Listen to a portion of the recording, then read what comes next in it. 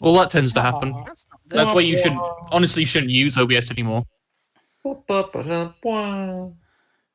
as a Okay. first. You should honestly start using not OBS, Streamlabs for just about everything now. Yeah, it's killing you off here. Streamlabs OBS is good too. Streamlabs OBS is a hell of a lot more stable. That's the it's. I mean, it's just regular OBS is honestly quite terrible. Yeah. Well, for the most part, it doesn't give me much trouble, and seems like every Until you need to use it. fifth stream. So this may be the last stream I use OBS Studio on. So hopefully we can make it through it without it crashing on me. Good grief. Well, is it gonna cooperate? No, we're all going to die. That's going to kill us all. Come on. We're all It gonna was die. fine just a minute ago. Good grief. That was then. This is now. Like Well, either way, at least I am recording it in case we can't do the live version. Yeah, I know, Soul. Well, so much for professionalism. It'd honestly be better to just record it. I know you What's that word? I'm like the good unfamiliar with novelty of doing live. It broke. It would not break. It would not. It broke. Oh, hush. That's a really good movie. Anyways, we'll just continue on. Let me try this one. Okay, it seems to be working at the moment. Okay, let's continue on. We do apologize for all the technical difficulties that we're having at this moment for those of you who are watching with us right now. We will continue on as planned. If for some reason if the stream cuts out, you can re-watch this stream later as when it's posted. And we do apologize for any inconvenience. I will upgrade the streaming service for the next one, so we will avoid these technical difficulties again. We apologize, and we hope that you enjoy what show we can give you. Thank you for joining us here on the Omega Republic. All right. Now, to continue on, the charity that we have selected for this episode of Suiting Up for Life is once again Operation Homefront, a charity based for all U.S. military families to help support them for any struggles they may be going through. We will, as usual, be donating $1 for every like that this video receives. After that, we thank you for joining us here on Suiting Up for Life, and we hopefully will be able to learn a lot about our guests today. Thank you. Starting off, we'll ask Sirri first. How long you've been part of the fandom, and what brought you here? So technically, I was part of the fandom for probably approximately about 2 years. Didn't really know much about the furry fandom, but personally, I've kind of been a furry for a vast majority of my life, actually. I started off really interested in dinosaurs, which evolved into dragons, and then I started making my personality around these dragons, and it just kind of evolved and grew from there. And then I started stumbling upon some of the Discord channels and servers and websites and started figuring out that, is this what I am? Is this something I'm a part of? And I dipped my toe in, and it's kind of like an addiction. And it just was like, yes, this is who I am. This is what I'm a part of. And it was very exciting for me that I found other people that were a part of it. And the community is so like accepting and acknowledging and everything. So it's just, personally, it's been probably most of my life.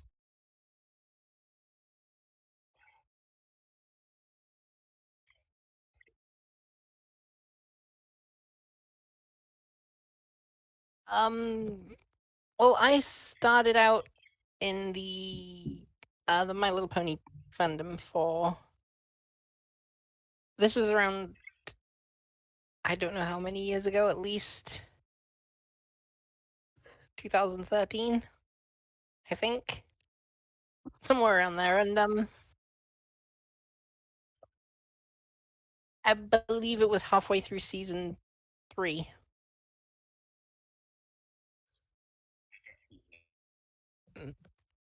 So I started around there, and I don't remember exactly what it was that got me into it. I think I saw some random post, like article online or something, and I thought, why not? Because I quite like cartoons, so like Adventure Time and Steven Universe, that kind of thing. And I think I just checked it out because I didn't really have anything else to watch. And I remember I watched like the first couple of episodes, and I was like, this is pretty good. So I ended up watching the rest of them as well. And then I ended up joining After the IRC thing on the what was that website called? Everfree Radio. Equestria Daily. Okay, that's right.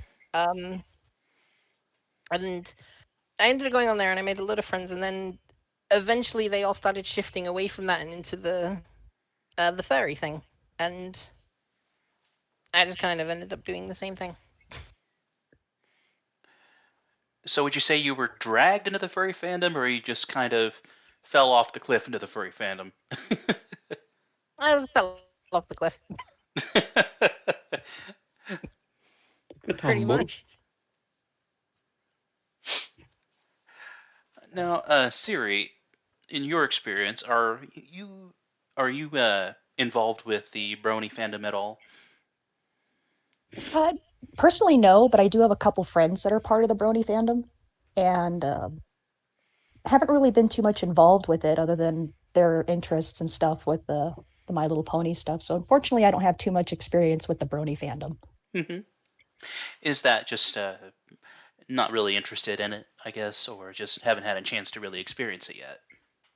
Haven't had a chance to experience it yet because I haven't really met other than my couple friends, and they're kind of closeted, so they don't like to talk about it too much with me. So I haven't really had the experience to meet other individuals that are part of the brony family to like experience that, which I find it's interesting as well. Now, I'm not saying Ark is the worst example, but I don't really think he's the best example for the brony fandom.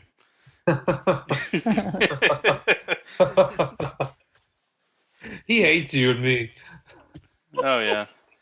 Well, that's all based on our princess preferences, but we'll we won't linger on that subject too much.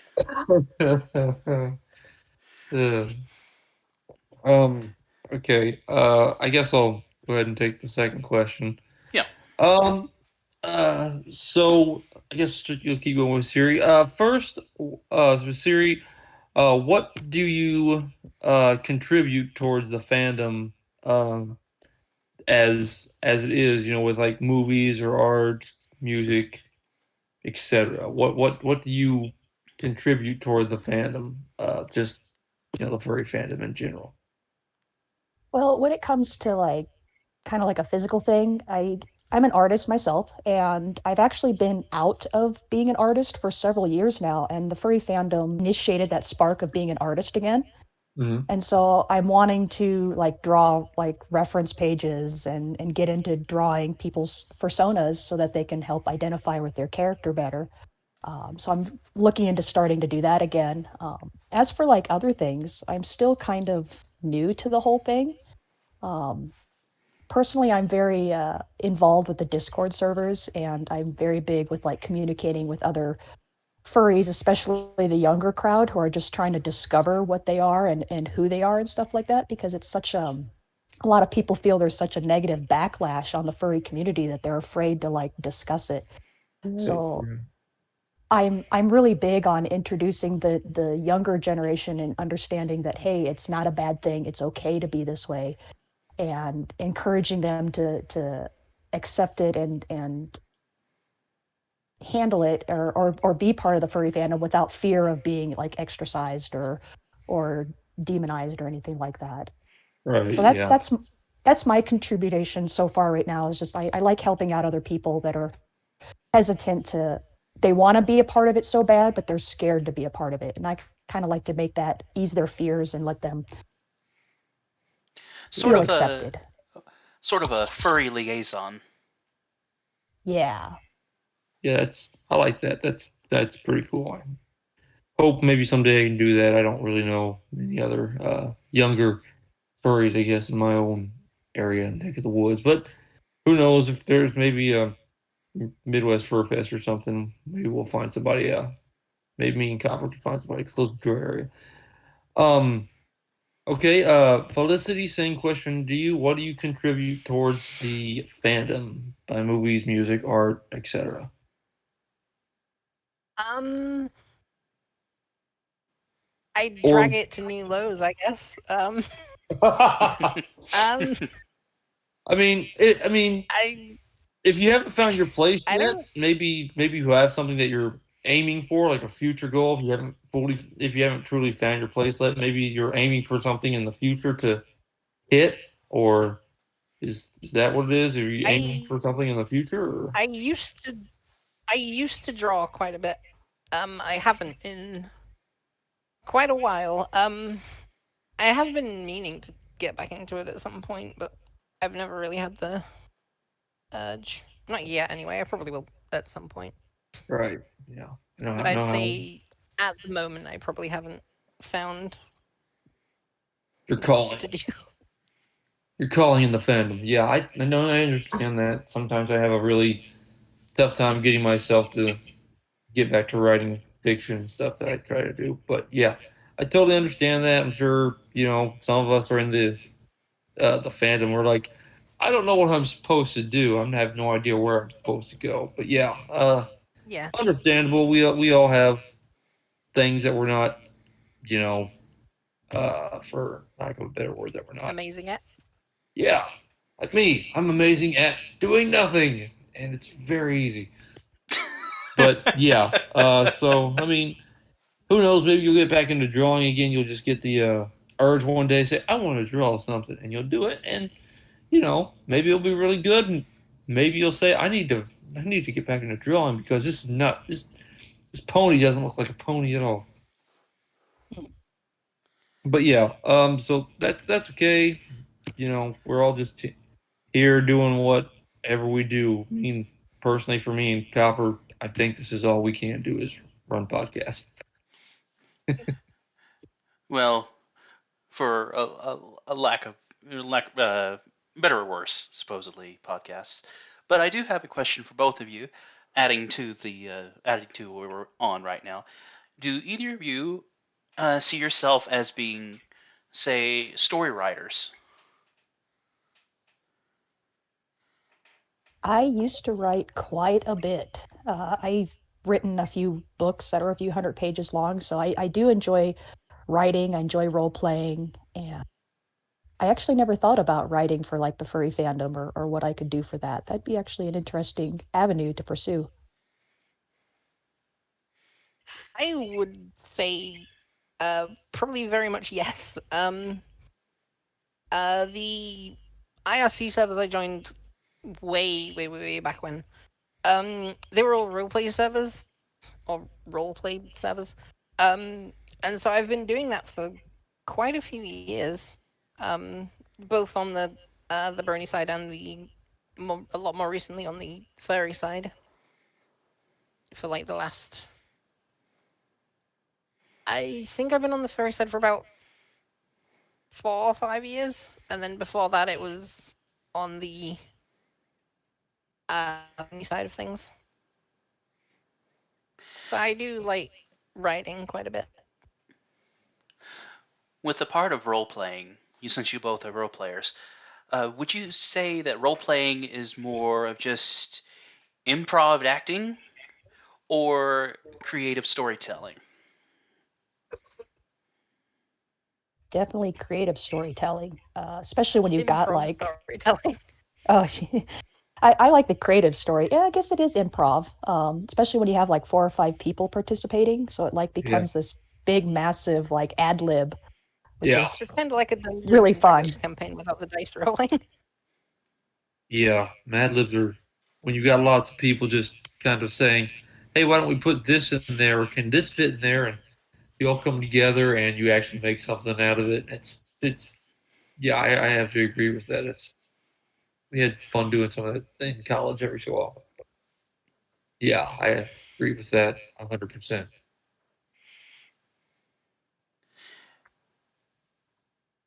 Tibbs, was there anything you wanted to add before we move on? Well, I was going to say it is honestly a bit of a combination of both because it is improvised storytelling to an extent because you're not really following any sort of script and you don't have any preconceived notes on what you're actually going to be writing or creating. So it's just creating a story and scenario as you go and reacting appropriately to whatever stimulus is put towards you. And if you to put it quite clinically, it's just a story you are creating with another person or people as however you like it, really. Unless you really talk about what you want to create, it's almost pretty much all of it is out of nowhere. You know, it is Yeah, improvised. like my role play experience is more one-on-one than with like a big group of people. Maybe like 3 people is the most I've done. And the way I usually do it is I have like a rough idea of how it's gonna go, and the rest is pretty much improvise.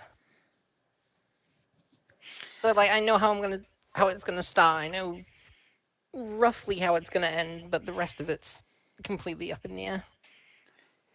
But you know what's crazy is that there are people who play these D&D games with like I'm assuming up to like 10 or so people, and the way I understand it, D&D is just more or less is well technically role play, but with a set of guidelines. I mean, a group of mine and Tib's friends play. I think it's every Friday, Wednesday. Wednesday. And I think there's a good 7 or 8 of them that join the sessions, and they've been doing that for quite a while. Yeah, but the thing is, Dungeons and Dragons itself is a lot more concise and really condensed than just a role play It's a lot of more whatever. guided. Especially because there is a central dungeon master that basically drives the whole thing. Yeah, Mm. he controls your fate pretty much. It's a lot more. Dungeons and Dragons is a lot more guided, I think. As long as A you bit got a more good dungeon guided, a master, bit more yeah. driven. Yeah, they're set up because they have like set dungeons, and depending on what D&D game you're following, sometimes you're going to follow the scenarios that are outlined in the books. And Yeah, and then sometimes you got certain ones that have certain character sheets with it, and some don't have, this one may not have this character sheet that this one has. A, B, and C have all the same character sheets, except C doesn't have these that are in A and B. Something like that. Pardon me. I've never played Dungeons and Dragons, so I know very little of the inside Seen structure people of the playing on game. Twitch. I think Dungeons and Dragons is what got me into from dinosaurs into dragons. So, because one of the games, I think it was Rift or Palladium, but to be a dragon, you had to start off as a troglodyte. So that was like the beginning of my furry startup there. That I always Rift, played dragon type characters. Rift and Palladium, are those like forms of Dungeons and Dragons, I guess? Yeah, they're different worlds. So you have Dragonlance and Rift and Palladium, and there's different worlds within Path. D&D. Like the different sets, Yeah. I think. Okay. Apparently I have a lot to learn of the structures of D&D. Anyways, we'll continue on before we drag on too long. Sidetracked. Our next question, of course, unless Tiberius wants to read this. I think I'll let you take the reins for now. Because I'm a horse. Anyways, Sirri and Felicity, are either of you fursuiters? If yes, who made your suit? And if not, are you possibly considering on getting a fursuit in the future? And if so, is there any makers that you have in mind?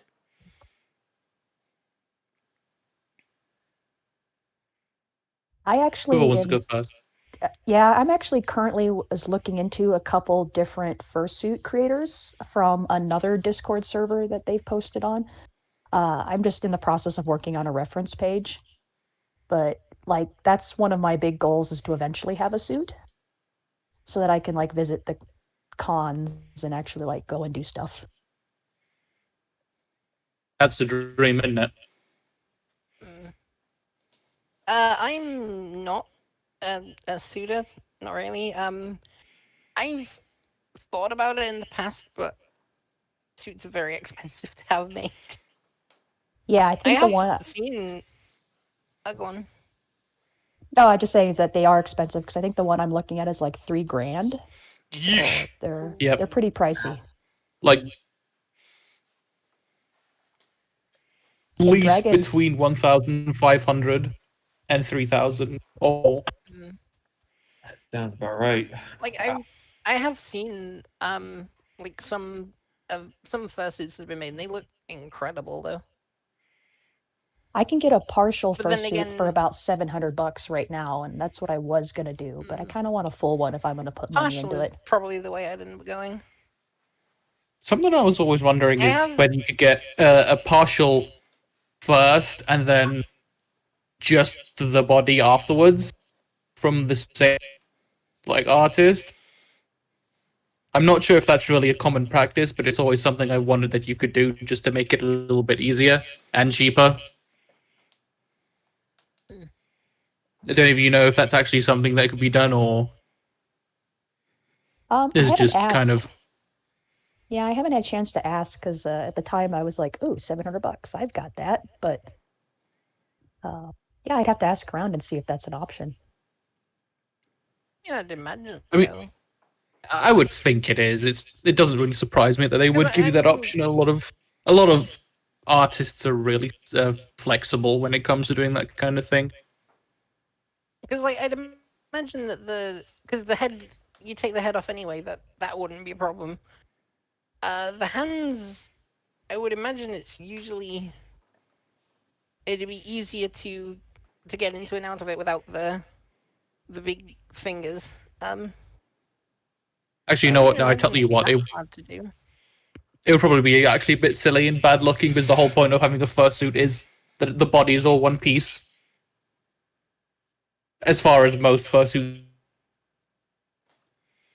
did have a partial and then a partial body, it would look very silly. Unless it was done in a very sophisticated way or you kind of hid it. Because the sleeves and the legs would both be separate. But I have seen like pictures of fursuits people have had made, and they look like incredible. Some of them.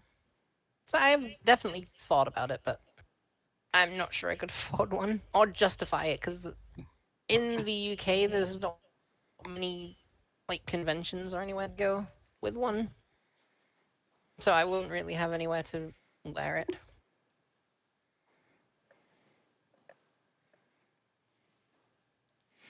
Gotcha. Alrighty. Alright, Cosmic. All right. So let's get a little bit deeper, and I guess we'll just kind of steer Felicity since that seems to be the way we're going. Based on on the choice of your Sona, do you feel that it represents you personally, or do you want to be more like it emotionally? I mean, is there anything that you feel like for your Sona, is there anything you feel like from your real life that incorporated in that you also incorporated into your Sona? I know that Siri, you were talking about dinosaurs, but is there anything else that helped to that you took from your younger life and maybe incorporated to your present day Sona? I actually have quite a few. I really like creating characters, so I ended with like 7 of them. Um, Wow, but Wow. more I than just me. I like making them and then barely ever use them. Um, All right, but I think Felicity is pretty close to me. Because I had a English. I had a pony OC for quite a while. Like a good few years. I still play around with her occasionally, but I think I transitioned into Felicity quite early on. Um, and I think she's more of like an idealized version of my personality, I guess, is the way I usually um portray her. right. Uh, Serious same question. On your Sona, do you feel it represents your personality, or would you like to be like it more emotionally? Is there anything from the real life that you incorporated into your Sona? So my overall personality of Siriana was actually developed through D&D. I became a very like kind of a chaotic, evil, chaotic neutral type character. I like playing devil's advocate and very bubbly, but I'm very defensive of the people I'm close with. So I've kind of reflected that personality from like my military time and just overall growing up of how I've been with D&D and stuff. And I kind of wish that I was a little bit more of a trickster or a troublemaker because my personality is a little bit more like that. Right. But of course, in the real world, you can't do some of that stuff. You'll get in trouble. So I have to kind of tone my overall personality back. In Discord channels and Discord servers, I'm a little bit different. I'm more true to my personality. But of course, in real life, I'm not so much to that because, of course, I don't want to anger anybody or upset So anyone with my antics. GTA 5 isn't real life, kids. GTA 5 isn't real life, kids. But yeah, I understand that. That makes a lot of sense. Kind of the same way to a certain extent. With me and Copper personally, we're kind of the same as we are in just regular life, just because we know each other. But on other channels and things that I've been with, I do stand up more for people that I know or I have known. I am defensive of that, but I'm also kind of defensive of just anything that goes against even my just views in life, whether it's moral or more world based and things like that. So yeah, I totally see where you're coming from with that. I have very very similar kind of background when I'm on a different server. With the moment that you guys, that you Bird. blah, blah, blah, blah. Okay, let me try that one more time. With the minute that you both created your sonas, do you feel like you became stronger, like a door was unlocked, or just you feel like you just created a character in a storybook? Personally, for me, this is like Siriana is the extension of who I am, and it's definitely not just a storybook character. And I actually had a time where I was strongly going to change my name legally to this name, and it's just been a very strong of who I am. Right on. Nice. Felicity? Um, I definitely I'd definitely say so. Like since I started expressing myself through Felicity, I've definitely I've definitely noticed that I've become a lot more confident in basically everything. I don't know, it kind of helps. It kind of helps take some of the pressure off when I can, I guess, like, portray myself through, like, like a character, I guess. Even though the personality is basically exactly the same. It's kind of neat, like not being human and not being normal or average, and Siriana, my personality just makes me feel less average, more unique, and just more a character in the world. So I've gained more confidence. I feel better about myself. I'm more socially active, and so yeah. Yeah, like before I made Felicity, I was before I started making characters, I was definitely more of a shut-in. Like, I didn't really go outside very much, and I didn't really socialize a whole lot. But then, since I made these characters, obviously I've made quite a lot of new friends. I've been quite social, more than I was, and stuff like that.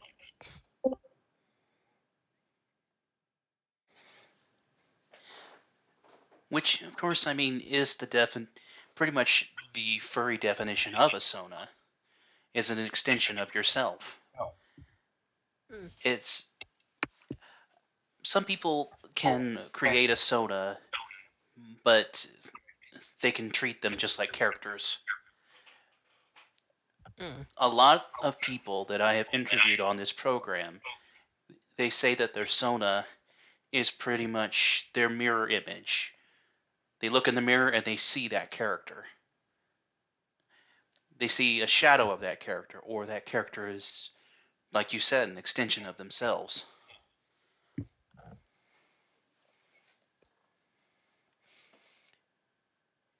Yeah, I know that for quite a while, like, obviously I'm trans, so I'm gonna end up changing my name in the future. For quite a while, I was thinking about changing my name to Felicity, just because it made sense to me.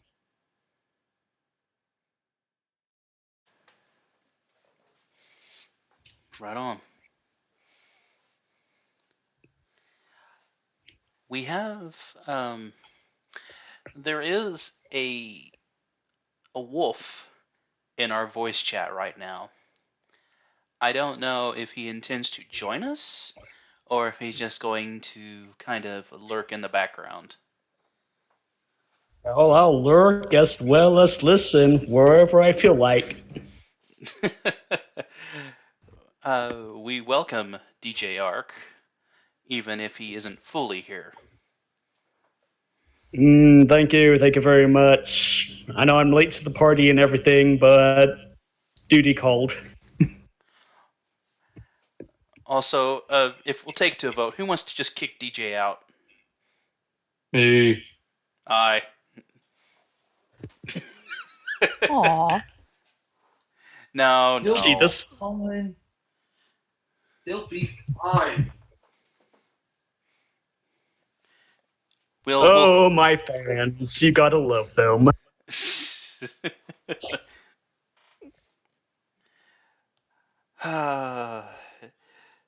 Ark, will you be able to answer any questions, or are you just there for now? Yeah, sure, absolutely. Well, we're up to let me see. We're up to the question based on your choice of Sona. Do you feel it represents your personality? Is it a reflection of yourself? Do you want to be more like your Sona emotionally? Straightforward? No. The only reason why that I chose the wolf image is simply because it was a popular thing. You could blend in with them. But if you want to go ahead and choose a persona that I properly relate to, it would be the giraffe. Giraffe. A strange choice.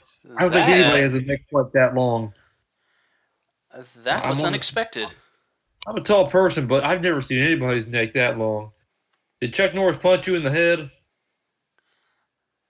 Nah. We just got to go ahead and have a modest personality, really. Even when we fight amongst our own kind, we'll go ahead and break bread on the same table. So, Ark, you are indeed serious about the giraffe. Very thought. Yeah, definitely. You see, I've always been curious about that myself. Like, because you always represent yourself as a wolf, but you say it was more or less just the. Hmm. I want. What's a good phrase? The You wanted to fit in with the pack. Yeah, you could say it that way, definitely. I'm one of those individuals. I do not like necessarily uniqueness. I like conformity. And being an individual that likes conformity, you got to lead us an example. Well, guess what? The wolf pack is a unique individual within furry fandom. That's the reason why I chose it. Hmm. Conformity, communist. Ah, They sound I- really close to the same thing. I honestly never would have guessed that. I've known Ark for almost 6 years now, and I have never guessed that a giraffe would be something that he'd be leaning towards.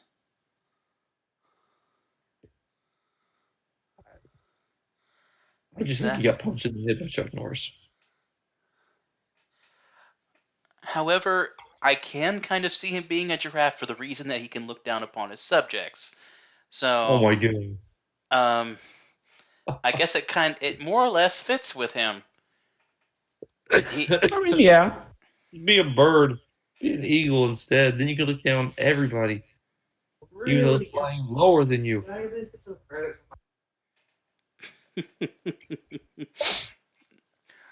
oh, oh dear. Oh, there he goes. bye. Well, Sorry, guys. we were graced with his presence, and then, just like the wind, he is blown away. Good. Goodbye. All right, getting back on topic. Being a furry and or brony walking among society, do you feel more or less alone than before you became what you are? Has it opened up more opportunities towards making friends? Does it work? It's kind of both for me, because like in the real world, not too many people know about me being a furry, other than like family and close friends. So in that sense, I kind of feel alone that you can't just openly like walk up to someone and say, "Hey, guess what I am?" People will give you weird looks, but on like the actual furry fandom side, I've gained so many more newer friends and more connections and more confidence and just overall better with other furry communities and such. So it's kind of both for me. I feel alone in the real world, but within the furry fandom, I feel totally accepted and part of a massive community.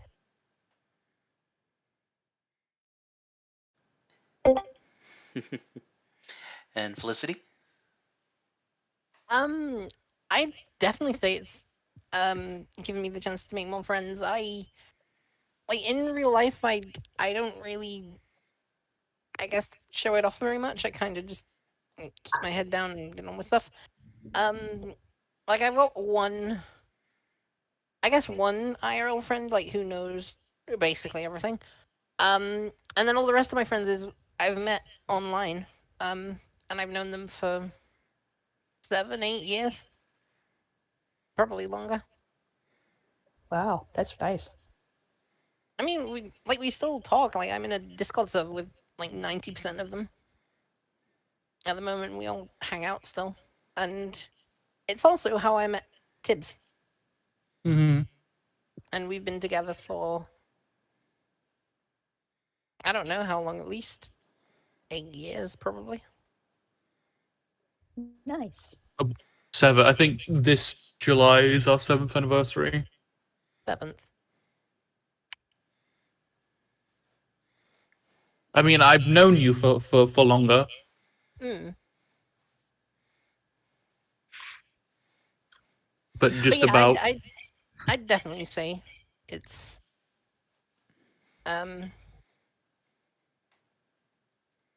yeah, I'd definitely say it's given me more opportunities to make more friends. Well, the most wonderful part of this whole situation is the Very fact easy that to. Tibbs, the fact that Tibbs found someone to put up with his antics is a blessing in disguise. I mean, I try.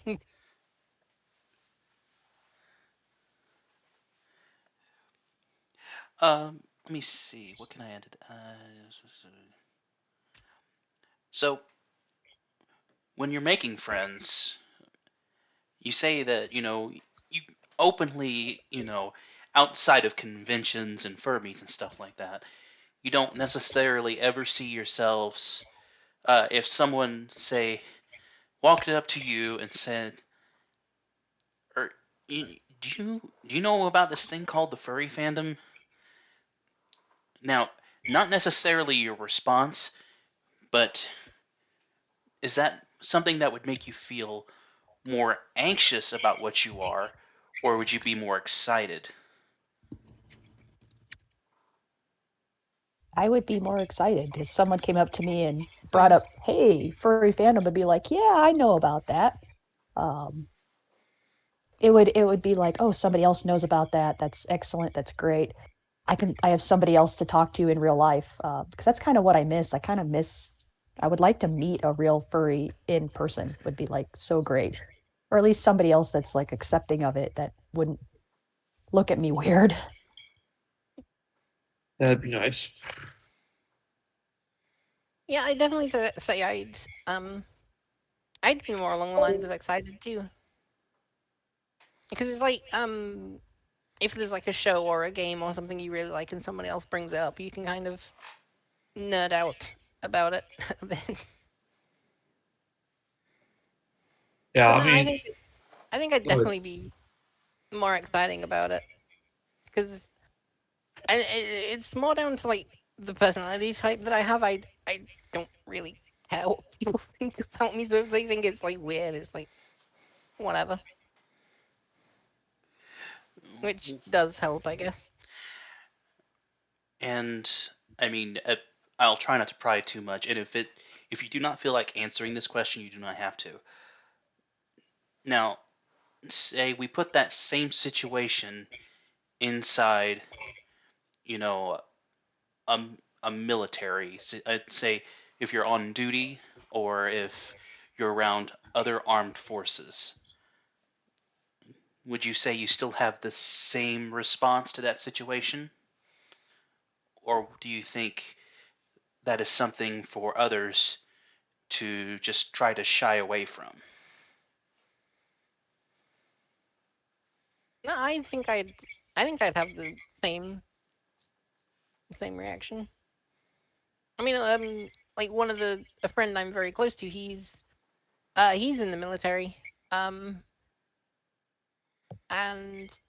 I've met quite a few people that have been in the military as well on the IRC thing, and yeah, I think I'd have the same reaction.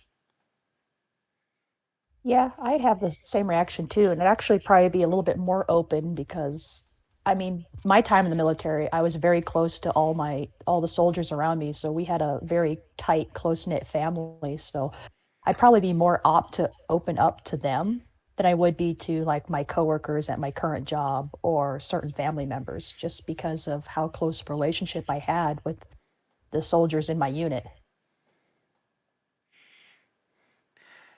Honestly, kind of a requirement to get close to the people that you work with in that situation, even obviously barring of what you have to do when you're in the military, but any opportunity you can get in your unit or your squad is just makes everything easier anyway. And being able to have something like that to talk about and to kind of bond over just makes it all the better and more bearable, honestly. Yeah, I've never been in the military, but I can imagine like having that kind of, I guess, tension relief or like stress relief would be really good.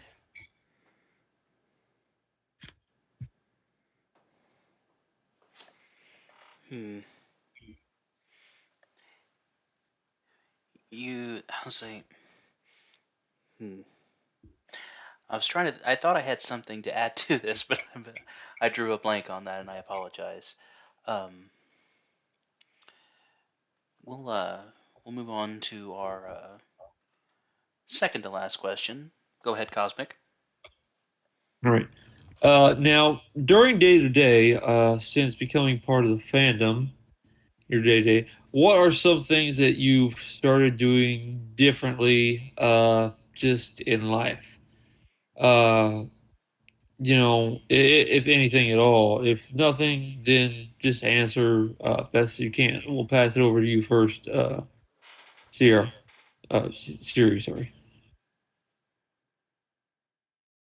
Uh, well, it hasn't really been too much different, other than that I've been a lot more confident and stuff. So I have a little bit more. I've been letting my own personality come through because I'm an introvert by nature, so I tend to kind of closet myself. So being part of the furry fandom and developing my persona have actually become more opt to unleash who I actually am around the people that I work with and my family and my friends and stuff like that. So personally, that's the difference, is just that my overall personality has been able to shine through because I have that confidence that I didn't have after I got out of the military. Okay. Felicity, same to you. Um, honestly, almost everything. It was through the pony fandom and the furry fandom that I figured out that I was trans, and obviously it's made me a lot more confident. It's changed a lot of the ways I do things. Like it's let my personality come through more. It's made me more confident, less shy, etc. It's kind of nice adopting the persona of a dragon because sometimes you can just play around with that idea. Like I get a little bit more cocky sometimes. Sometimes I get a little full of myself. So uh, it's just overall personality change. It's fantastic. Now, your dragon character can morph, correct? Yes, I can be anthropomorphic or I can turn into a feral, depending on the situation.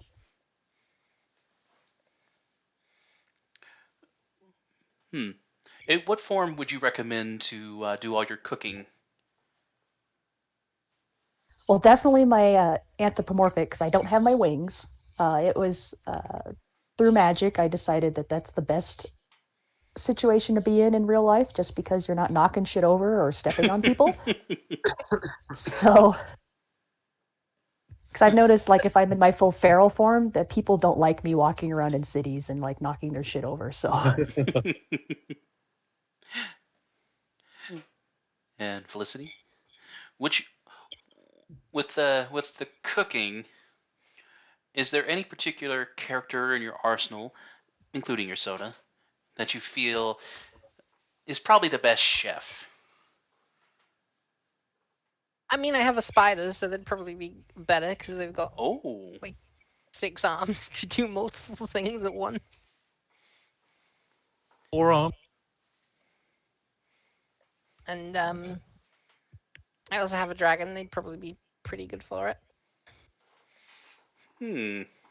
I end up creating way too many because I really like the creative process behind them. So I'll just think, "Ooh, that's a really cool idea. I'll make that into a character," and then it's like, "Oh, okay, now I have 9 of them, and I'm never going to use them." So, from what you know so far, between Felicity and Siri, I wonder who would be able to make the best chicken strips. Dairy Queen. Quiet you. Oh no. Let's do one better. Let's say what if we said like fettuccine? Fettuccine. Make me hungry over here. I'm a pretty good cook, but as a dragon, I mean, I tend to like get things a little too hot. I don't know how many times people have said, "Hey, heat this up," and well, flame breath doesn't exactly control the heat very well. It's hot or nothing. See, the only thing they can order from you is flame broil. So I can do some good blackened catfish or some good pepper chicken. How do you want this bratwurst, cold or black? One way or the other. I don't have any other ways. There's no in between. It's 0 to 100. It's like a hot pocket. Ice I'm cold or boiling pretty lava hot. Terrible cook. So, I mean, hey, I've got opposable thumbs. I can dial for a takeaway, I guess. Yes. I say I really never set the rule for if it had to be on the stove. I just really more or less, I guess I should have just said who would be able to place the best food on the table. I guess I should have set that rule. Hey, I'm pretty decent cook. I do some chicken parmesan. I could probably pull off a fettuccine pretty well. Oh, I've made some pretty good shrimp scampi. I know I'm a pretty good cook as long as the microwave is involved. That's about as far as I get. I'm a microwave chef. One of the best. Oh, you should get an air fryer. Those are the bomb. Yeah, Yes. Chopper has said that to me too, but I'm kind of a Heard poor that pretty person. good. You can do Well, almost anything with an air fryer. Almost. See, Can't do hash browns. I made that mistake. I put hash browns in one, and it was total dog shit. See, that's the thing. Most of my stuff that I cook is just as good in the microwave as anything else. Because, I mean, or sometimes I can make frozen pizza. I do that one too in the oven. But everything else that I have is just easy enough done in the microwave. Corn dogs and soup and the like, all that good stuff. Oh, and chips. My experience really just goes as far as the oven. It's like I can do some. I've cooked chicken in the oven before, and I've done plenty of stuff under the grill as well. So that's about as far as my expertise goes. Yeah, the stove, oven, microwave are my friends. I love me a crock pot. I'll throw something in for like 6 hours and then just forget about it. See, I actually did that one with pizza. Put it in the oven. No. I did not just hear that. You did not put a pizza in a crock pot. That's what I thought too. Not put a pizza in a crock pot. If you would shut up and listen, you would know where I was going with this. She said that she put it in there and forgot about it. I was going to say, I did that with a pizza in the oven, but you interrupted me. So I did that with a pizza in the oven. Amazingly enough, it didn't start a fire. But when I found it, I'm like, that's a nice little doorstop. It was still around. Pretty talented at making charcoal in the oven. Yeah, that wasn't even charcoal. You couldn't have drawn with that at all. It was just a doorstop. So A hoppy puck. just threw it away. I'm like, I gotta make another pizza that I won't, will remember about. So yeah. But I'm just happy that thing didn't catch on fire. I may not be talking to you if it had. I don't see fine. I'm honest. Go as far to say that I'm actually quite a very good cook. I definitely have a lot to learn.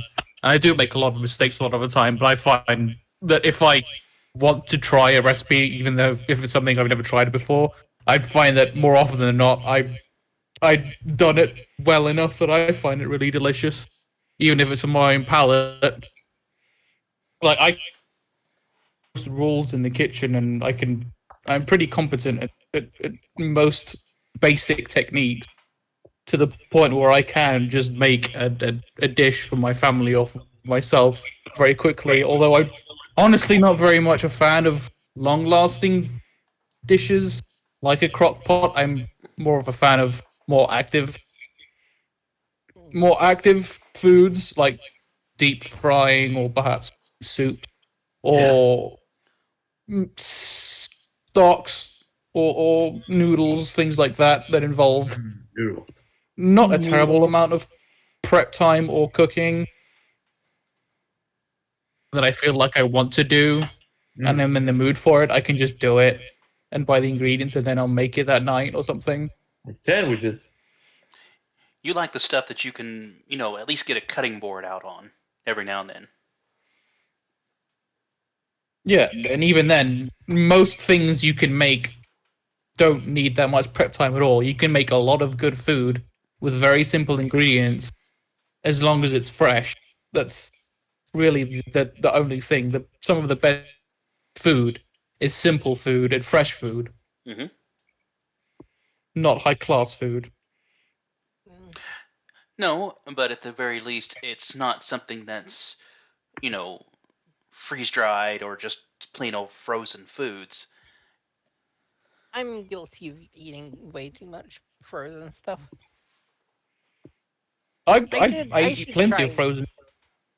I should I try. honestly eat plenty of frozen shit my time, but like I can still grill a chicken breast. I can still make burgers from scratch. I can still make spaghetti carbonara. I could probably make a pizza from scratch as well if I put my mind to it. But honestly, I'd have to put a lot of energy into that, and I have a lately lot I of haven't really experience been making to that. pizza. For I I'd mean, I've like always something I'd like to make would be furikake rice. I never. It looks really good. yeah. for I us, love looking at the rice. I mean, I make pizzas at my job, so I think Yeah. I've got a fair bit of experience making pizzas.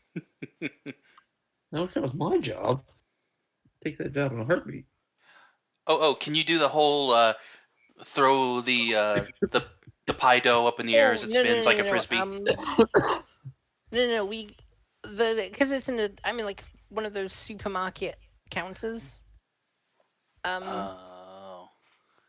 So we get the bases in already made, and then we have the different ingredients we can make up. Like we've got a set list of pizzas that we can make, and people can order custom ones, etc. So you even though you've never tried to even just throw those up in the air, just like for fun once. I mean, I have, but they ended up. Yeah, tossing a pizza isn't as easy as you think it is. That's something I wanted to learn too. I mean, the bases we get aren't that floppy anyway. So it's like just throwing a disc in the air. Yeah, that pre-made stuff isn't terribly great, but No.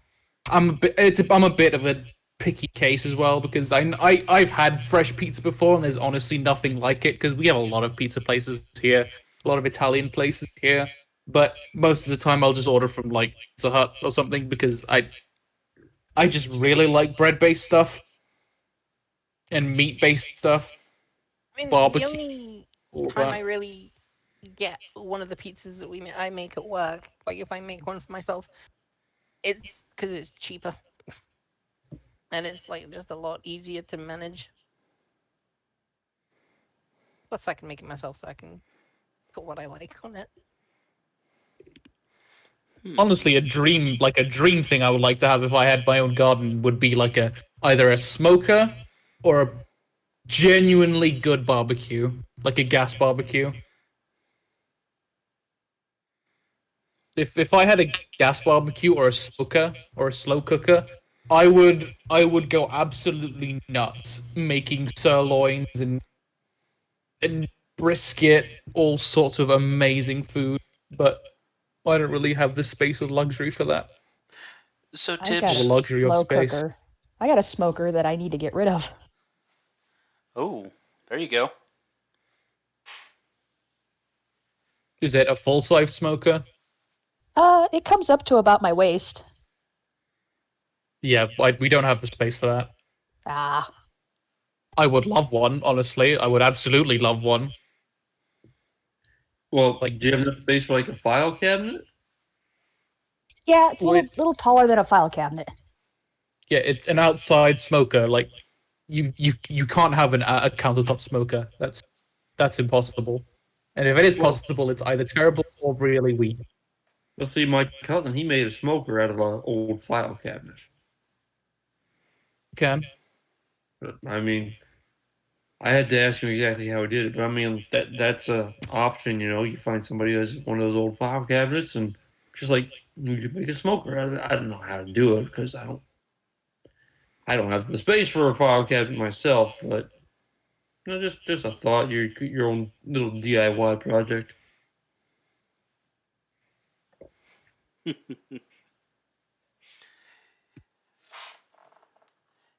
Anyways, I do apologize for moving on, but I don't want to keep us on one topic for too long. Even though everyone's probably getting hungry now. Sure am. Better believe it. The last question we would like to ask is if either of you or both of you met someone who was just new to the furry fandom. They had just thought they heard the word furry fandom and they knew very little about it. They heard about it and they came to you. They came up to you. They found you and seen your icon and you're like, okay, maybe they're connected to the furry fandom. What's the first thing that you would tell them or that you would help them to do to help them understand the furry fandom?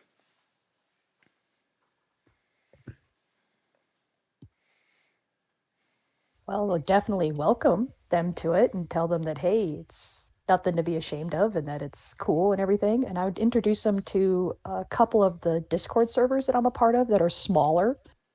When I first joined into the furry fandom, I joined into a server that had like 300 people in it. It was so overwhelming with so many people talking, and it was just really hard to like get into it. So I'd introduce them into a couple websites and a couple Discord servers that had a small grouping of people so they could start getting familiar with other people within the fandom. Yeah, I'd agree. Honestly. Because like, I remember the one of the first like IRC chat things I joined ended up, I think there was, because it was like the main Equestria Daily one, it was like a good 600 people, I think. That's a lot. It was a lot. And there'd be so many people talking, it'd be like, it was kind of overwhelming, I guess, but I definitely recommend like smaller ones.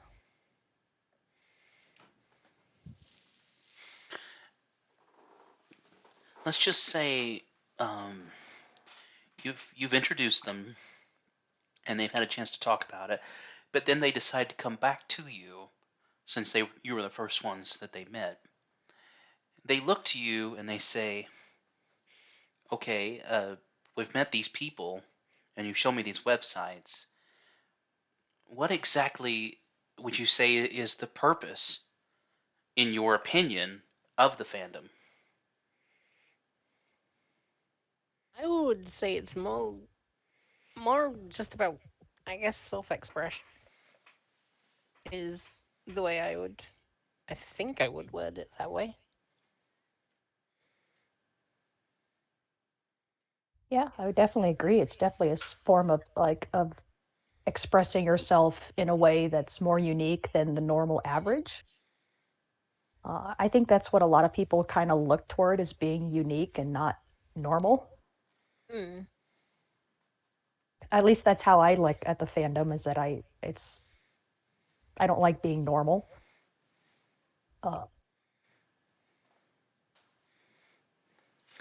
They, let's just say, for example, they stumble across the stereotype of the fandom.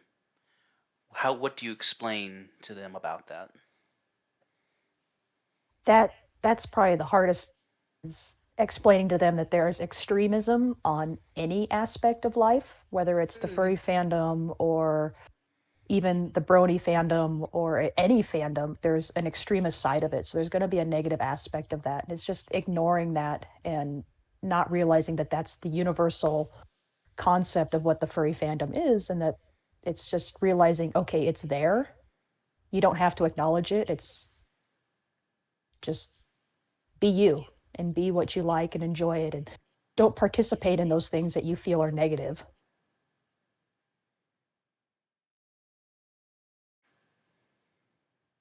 It's like, I would definitely say there's a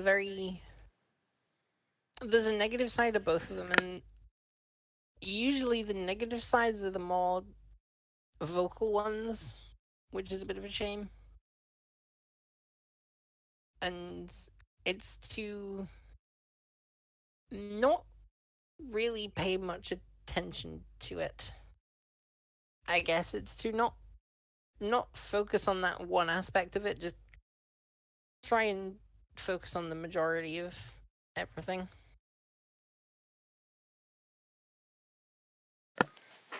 Yeah, it's definitely like accepting that, okay, there's a negative thing, but I don't have to be a part of that. Like, if you don't represent yourself into that aspect, then it's nothing to worry about.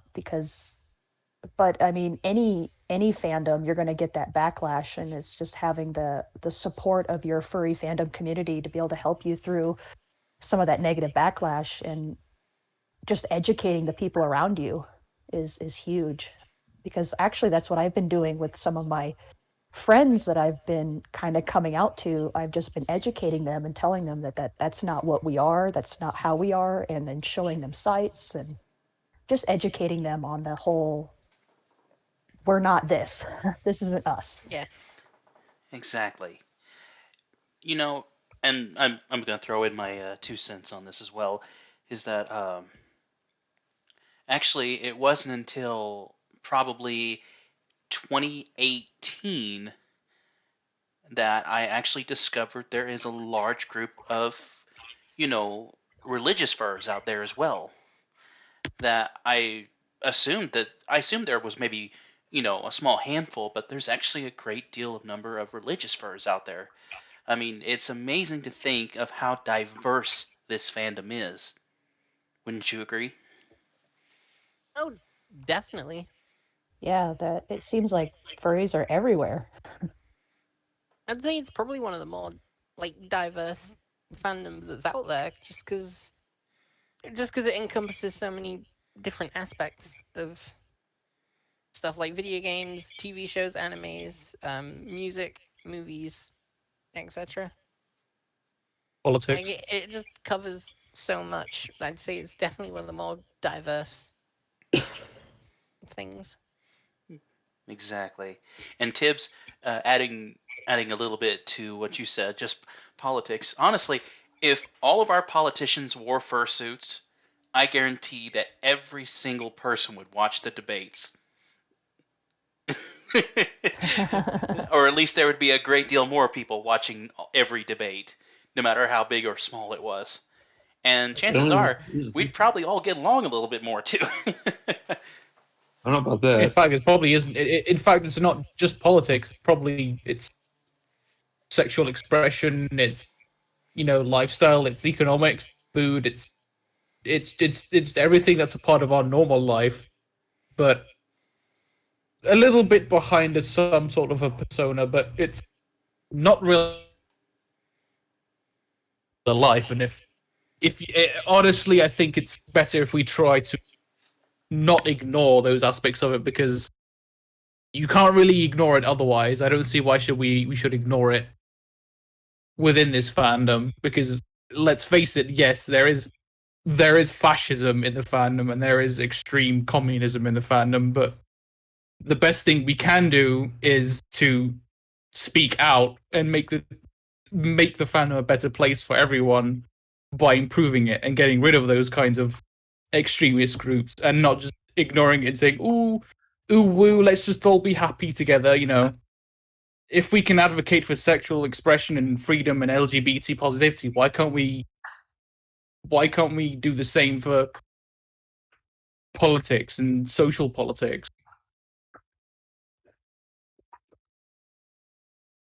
Because I honestly feel like I'm honestly getting a little bit tired of these individuals who are trying to ignore it when it's obviously a very big part, and it's also very important,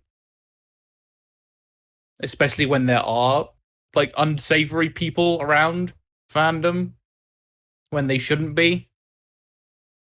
I know that lately with because I'm now more into the furry fandom, I've kind of drifted away from the brony fandom, but I know that lately I've heard a lot of not that great things about it, which is a shame. And like I say, I know it's only like the vocal minority of it, but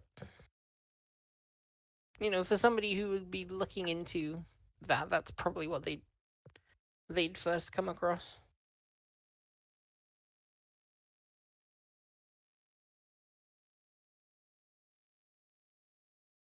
True. That said, even if it is a vocal minority, a minority is still too much. And we should honor minority and make it more accessible so that these stigmas don't exist. Because let's be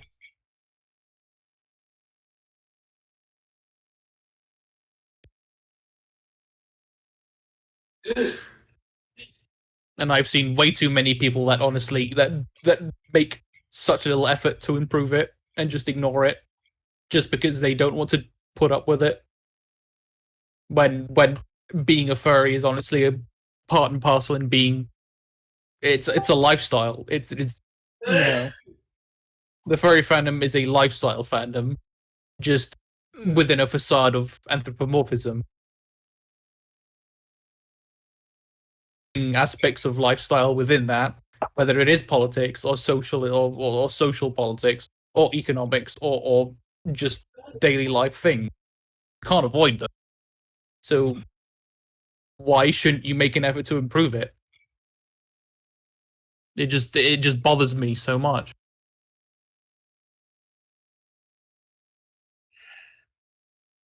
Yeah, it's trying to get into that whole educating people and informing people and just trying to get that fear to go away so that people can get to know the situation better.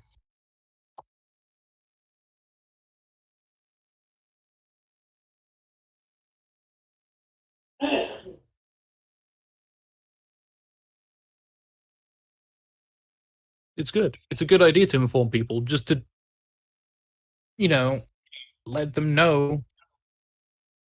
Just explain, to kind of normalize it, make it seem as average as it can be to a person who's not in it. Mm. I'm actually wondering if I could do that at work because at my job we have like Black in the community, we have LGBTQ in the community, we have all these different aspects where you have outlets within my job that you can like talk to other people. And I wonder if I can petition to see if they can do a furry one. Because my job, there's like Yep. 8,000 people that work at my job, and I guarantee I'm not the only furry in the factory. Oh, absolutely. I'm sure you're not, and that it goes back to creating where the fandom itself being a space where you can express yourself, because that's honestly what it is about as well. Freedom of expression, Mm. barring extremism, obviously. It's excuse me. I It's within sense under the law. I'd say that's the good thing about like the whole like persona thing is it's more of a individual, I guess, thing. It is. Each person is their persona, and it is. Person like creates their own like unique persona. So They do, yeah. It is interpersonal as well, absolutely. But it's also being part of, as I've said, it's a community, and there will be people who make connections, and there will be people who hold certain ideologies. But as a whole, it's an idealization of the current society that we live in. If to be brutally honest about it, it's the best image that we have of how we live and who we are. And I'm not saying that there's no reason to try and create it, but the only way we can create that idealism is by making it better for everyone.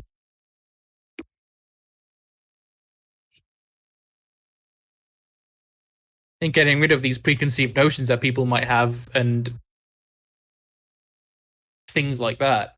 Make it more accessible to people, because I'm sure there are people who want to express themselves in this way but can't because of said preconceived notion.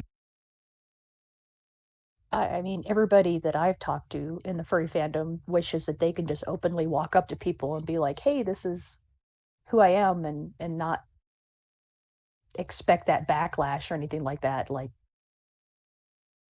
there definitely needs to be a like a not so much a movement, but just a space for us as well to educate and show people that you don't have to be afraid of us. We're not dangerous. We're not evil. We're not that type of thing. And this, it sucks that there's that stigma. It's just an educational way to make it go away. So as you Yeah. all are trying to go ahead and say, like the past, love, peace, and chicken grease. If you want to put it Could you that way. imagine? Could you imagine, like, if our president of the United States was a furry? I don't want to.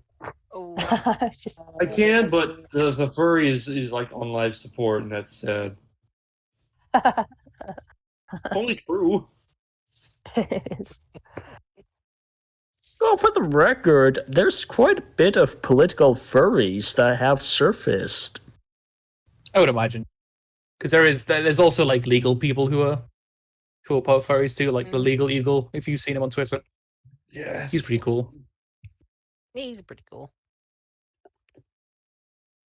Yeah, Like I of said, course. it's like I said, it's an idealization of the current society we live in. We're all the same people. We're just cute animals instead, and maybe a little bit more polite, which is honestly the way it should be. But you know, But even we know, even in the animal kingdom, life can be cruel. oh no, it could be very cruel. Nature is actually terrifying. Definitely. yeah. Nature's People try to scary. pretend that nature is really beautiful, and it can be really beautiful, but by default, nature is actually awful and terrifying, brutal. Yeah, I was looking at something yesterday. It's terrifying. Yeah, that's pretty much the same But with that's space as that's well, real too. life. That's reality. You can't avoid it. Like I've been saying, Survival of the fittest. I suppose you could say that, but you can't really apply that to society. Please, wolves are superior to dragons. We all know that. Uh-oh. That's cute. Uh-oh. Shots fired. Oh, we already know that's going to be.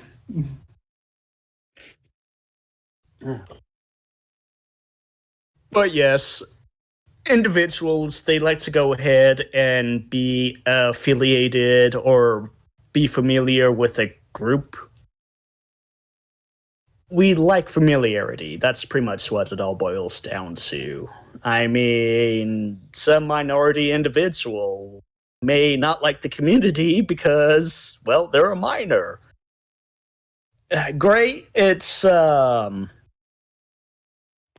they may have some great people down over there in the community itself, but the reality is people just prefer familiarity. And with that being said, with the furry community itself, we like that. Well, one way or another, we were brought into this community, and whether if it's just pets themselves, else of our affinity for animals, whether if it's some sort of religious belief, or if it's something like, for example, the crud, what do you call those people that believe that they were born in the wrong species, so they think that there's something else. Crud. You mean, I forgot what it's called. Kin, not animal kin. Animalkin. Is that what they're calling themselves nowadays? That's what I've always known it's been called. That's a very old term. Wolfkin or whatever. It's honestly a bit sad. If I'm Something going to be along brutally those honest about it. lines. It is also a part of being within a certain group where you honestly join this group of people where they think it's genuine or not, you're still within a group of like-minded people. It's all one big part of tribe psychology, which is a whole another can of worms, but that is basically what the whole fandom boils down to on a larger scale and a lot more social, accepting, open.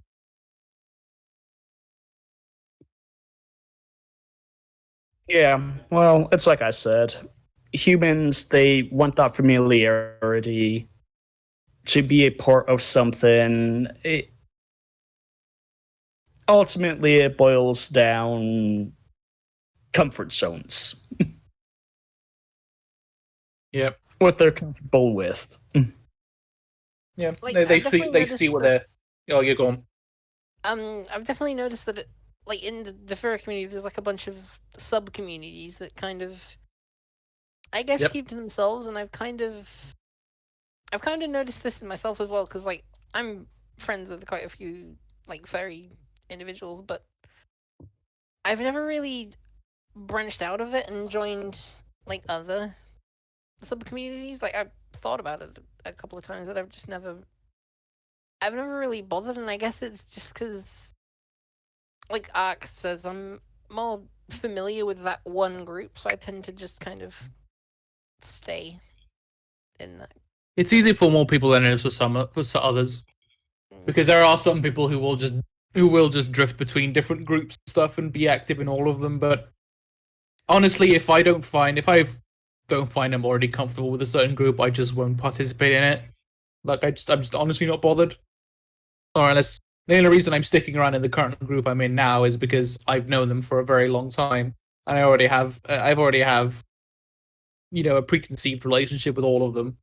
I've known them for long enough that I could just transition to this current group that I'm in with however many new people that come in. But no matter how many new servers I find myself jumping into, I just cannot form any kind of connection unless I really make an effort or I've been there for long enough.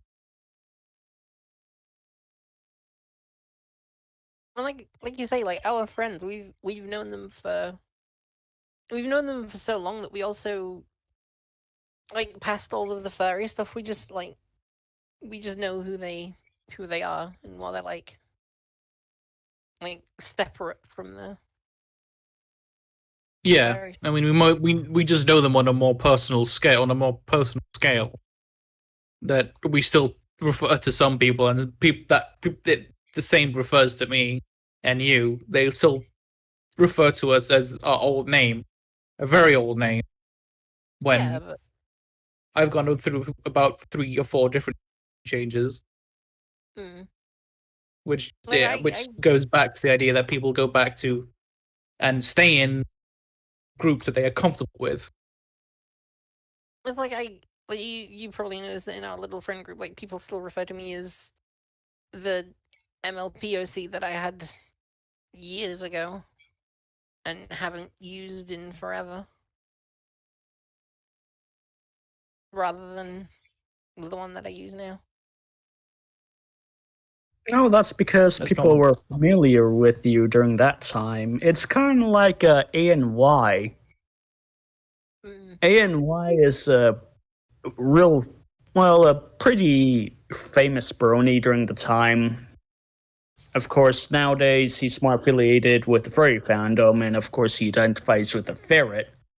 But because the world was introduced to him as a brony, that's what they mostly recognize him as. And it's Therian.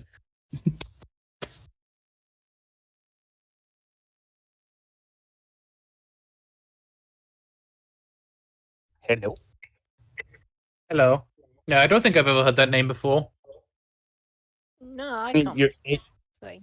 you're talking about A&Y or Therian? Which is Therian was the word I was thinking for Otherkin. ANY. Oh yeah, you can look him up on the internet. He was pretty popular brony at the time with other. He was a brony analysis, I guess you go ahead and say.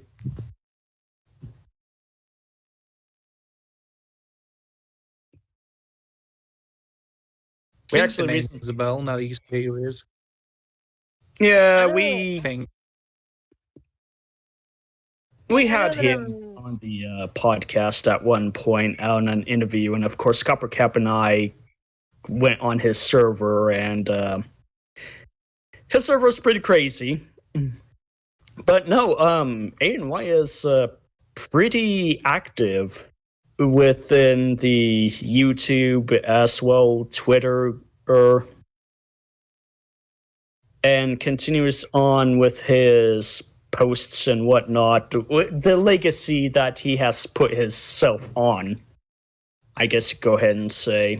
But no, he's trying to go ahead and separate himself between the brony and the furry community because nowadays, well, the brony community is kind of dead. Not quite dead, but with most of the brony community, it kind of gets absorbed into the furry community. It's a very More or less. easy. It's like a very easy transition to go from the brony community to the furry community. Mm-hmm. Well, the brony community itself, for a long time, they were like cousins to the furry community because they had their own culture. Mm. I mean, what other? Well, I mean, I'm sure there's other types of animations and whatnot that have their own cosplays and whatnot. But it was pretty damn diversified, I guess you go ahead and say. Not only worldwide within the cosplaying, the cons and whatnot, but the music itself as well too. They had their own artists. Yeah, I know that there's quite a lot of musicians on YouTube that I regularly listen to who either got started or I first heard about through the brony community, and like they might have shifted away from it now, but I still always think of like the stuff they did when I first found them. Yeah, like I said, it was their own culture. And that's the reason why I consider them different from the furry community.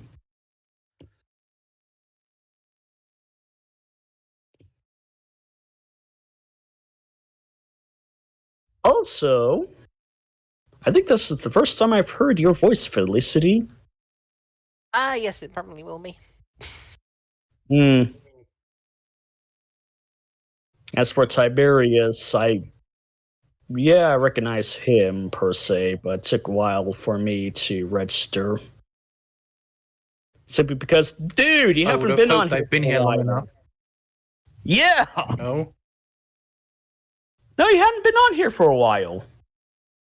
no, not particularly. No. Exactly. So, from my understanding, you stepped down as a staff member. As more or less, yeah, for a bit. For this foreseeable future, anyway. Well, hopefully we could go ahead and try you back every now and then, like we have done here. Maybe. But it took me quite a bit of effort to bring myself to come on here in the first place today.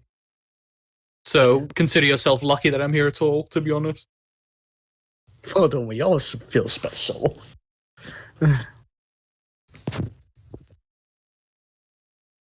All right. Well, obviously I am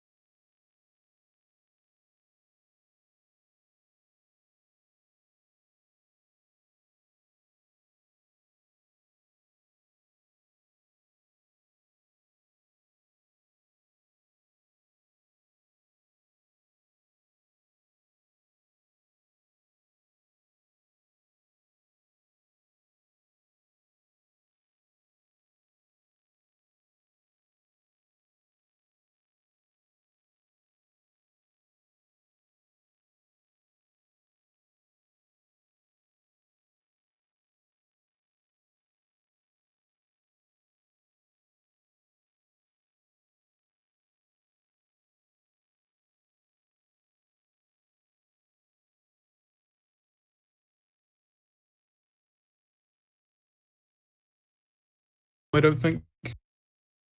Hello? Oh yeah. Oh, Copper's back. Hello. Oh, they finally Yeah. decided to join us. Well, hello there. Dude. Hi.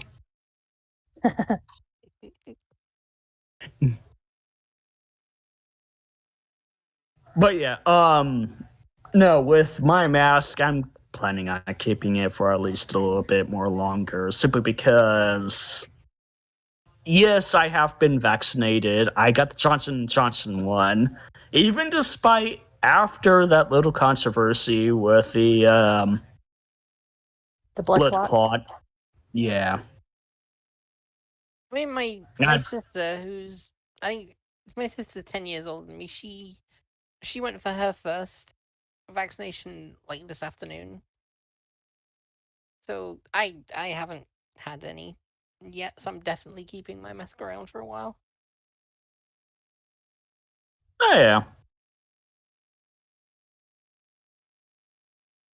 I mean, it's pretty damn close to at least about 50% of individuals who have been vaccinated in the state of Missouri for the time being. Which, of course, close to 50% is damn good. I'm not sure what the figures are for the UK. Hey, Papa. We're done. Papa? I'm here. I'm here. Yeah, we're done on the YouTube, so you can stop that On recording. the YouTube. All right. I'll just go ahead and tag this at the end. Thank you for joining us here on Suiting Up for Life. We're sorry about everything that's been going on. We hope to see you here again next time here on the Mega